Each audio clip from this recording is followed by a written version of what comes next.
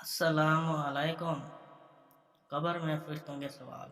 اللہ تعالیٰ کے رسول صلی اللہ علیہ وسلم کا ارشاد گرامی ہے کہ میت کے پاس قبر میں دو فرشتے آتے ہیں جو اس کو بٹھا کر سوال کرتے ہیں کہ من ربو کا، تیرا رب کون ہے؟ اور اگر مومن ہے تو کہتا ہے کہ میرا رب اللہ ہے۔ پھر وہ پوچھتے ہیں کہ ما دینوں کا، تیرا دین کیا ہے؟ وہ جواب دیتا ہے کہ میرا دین اسلام ہے۔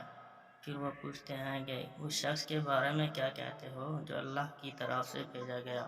وہ جواب دیتا ہے کہ وہ اللہ کے رسول ہیں۔ فرشتے دریافت کرتے ہیں کہ تجھے کیسے معلوم ہوا؟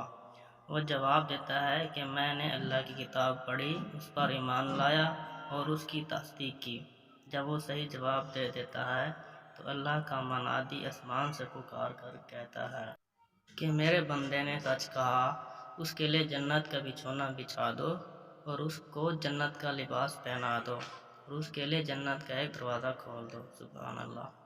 چنانچہ دروازہ کھول دیا جاتا ہے اور جنت کا آرام اور اس کی خوشبو اس کو پہنچتی رہتی ہے، اور جہاں تک اس کی نظر جائے وہاں تک قبر کشادہ کر دی جاتی ہے۔